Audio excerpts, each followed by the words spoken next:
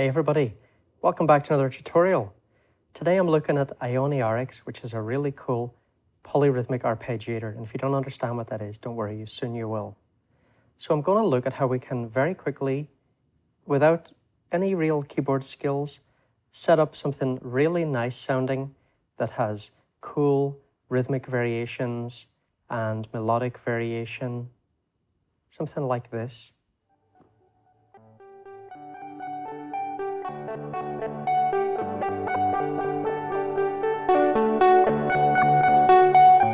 And then, for example, we could jam over it, right? Really nice background for jamming.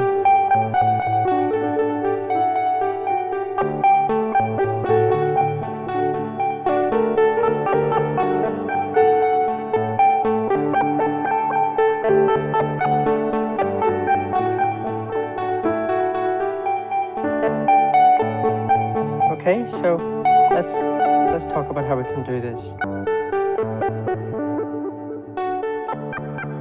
Now, what I'm going to do in today's video is I'm going to explain how to use the app, and then I'm going to teach you a couple of cool little tricks that might not be that obvious, and maybe not everybody is doing, but which can have pretty cool little results. So you can see here, I have two instances set up. They're feeding in here. Actually, there are three going in here, but one of them is bypassed at the moment. Okay, so now we've got two of these. Hopefully this battery will make it to the end of this video. So we've got currently two of these playing in here, and I've also got one playing over here. And I'll explain later why. This is actually the same preset, really nice preset from noise. Same preset over here, but I'll explain why I'm using the same preset in two different ones. Okay, so let's look at just one instance here. And let me explain what's going on. So on the left, we have three important buttons: play, hold, and toggle. Now, to show you this, I'm going to use completely another instance. Now, that's a pity, right, that this doesn't expand. But what can you do? It is what it is. Now, here, I press this, and then I can feed notes from the keyboard in to this, okay? So now you can see what happened there. As soon as I took my fingers away, it stopped playing. Why is that? That's because this is on play mode. Now let's see what happens if we put it on hold mode.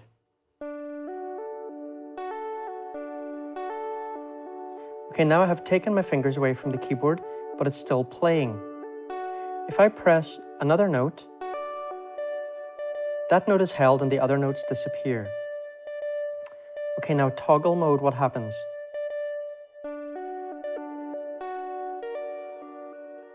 So here, every time I press a new note, if I press on the same note that's already being played, it will take that note away. If I press on a note that is not being played, it will add it. So this is really cool. This is a really nice one to use for performance, I think. Really like this. Now let's look at what's going on over here. So you can see here we have a few knobs: A percentage, B percentage, and B. And that relates to this diagram. So let's look at what happens when I change A. For example, when I change A to 8, you can see that in the outer circle now, there are more and more notes being triggered. Okay, so this is a really, really important feature. Now you can see there is some overlap between B and A's notes. Now here there's complete overlap. When there is overlap of notes, only one note will be played. So if we look here, what we'll see is this will be played as one note. This will be the second note, third note, fourth, fifth, sixth, seventh, eighth. So you can see in a total here we're getting 8 notes. Now, the percentage buttons adjust the likelihood of a note being played. Let me change this to 10. So you can hear now we have a lot more notes. But if I take B's percentage down, the likelihood of a B note being played decreases. Here, B notes are not being played, only A notes. So this brings in a random element which will give a lot of variety. And this is really key to getting a more natural sounding performance. Okay. Now, here we can change the length. So at the moment, this is set to 4. That means that this cycle is being completed in the space of 4 beats. Okay? You can see the transport here. By the time it goes from here to here, it will have moved all the way around this circle. But if I change this to 2, you see that it has doubled its speed. So if I put it at 8, that's going to be half. It's going to take twice as long to get around, right? So that's something we can do here. We can also rotate the circles, so we can come up with different patterns by doing that. Very interesting feature. Okay, now gate can cause sustained notes.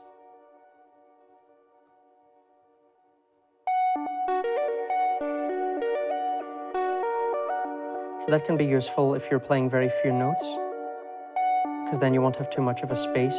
But if you're playing a lot of notes, you might want shorter gates, narrower gates, maybe I should say. Now, accent and velocity buttons are related. If I put the velocity up to 127 and I put accent to 1, all the notes will be played louder. If I put this here, every second note will be played louder. But I don't actually notice really much difference with this here, so maybe the velocity in the synth is already being played as loud as it can be. I don't really know, because I don't really hear very much going on with these accents here. Anyway, in theory, that's how it works. Now here, we can change the way the pattern is played. So at the moment, you can see that it's going from the bottom to the top, and then it goes back to the bottom and it goes up again. Now here we can set down, so you can see it's going from top to bottom, and then it goes back up to the top and it goes down again. Now if we do both, it's going to go up and then down and pass all the notes again on the way back down, right? Now order is going to play them in the order that I put them in the keyboard. Random is going to play them randomly. Well, now here we have a thing called a West Coast function generator, and this can do 2 things. If we are playing in one of these ways, now this is very orderly and predictable.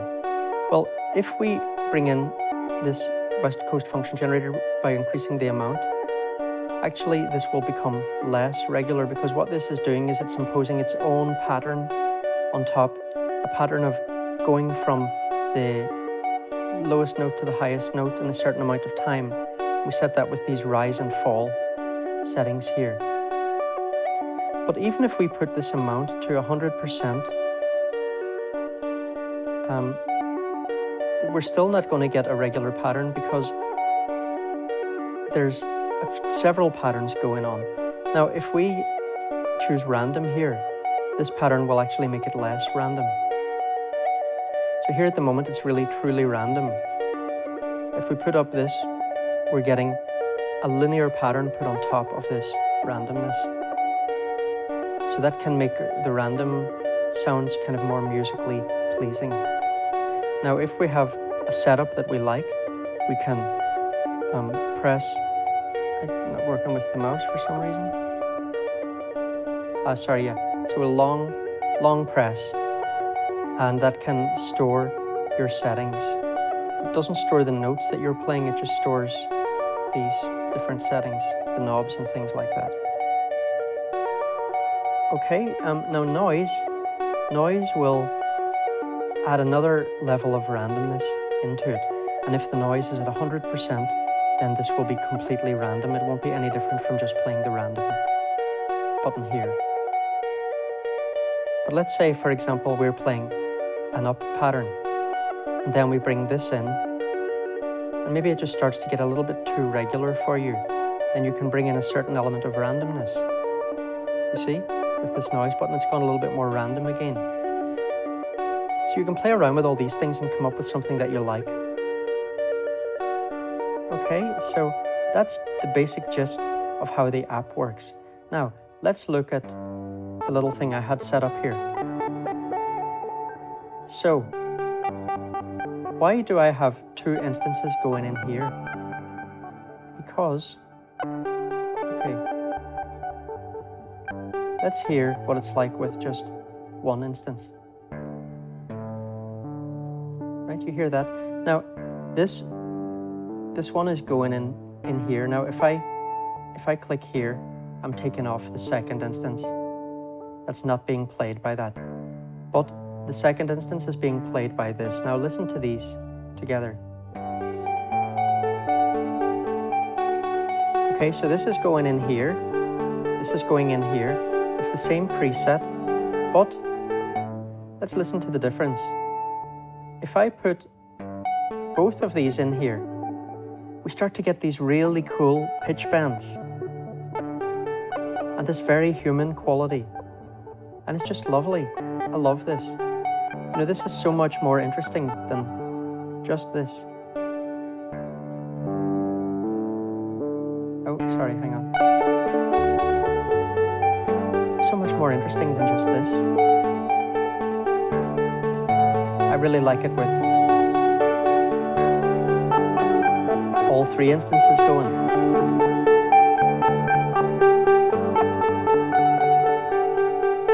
Now, here you can see the gate knob is moving. So, why is that? That is because I have set up MIDI LFOs.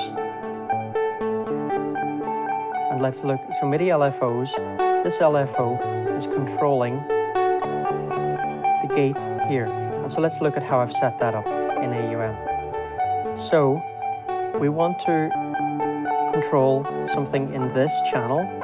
So we go here to the bottom of the channel, we click on this, we go in here and we find Ioniarics and we want the second instance.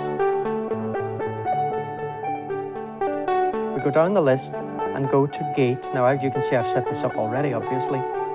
So gate is the thing we want to control. So we go in here and we set up channel 1 and CC46.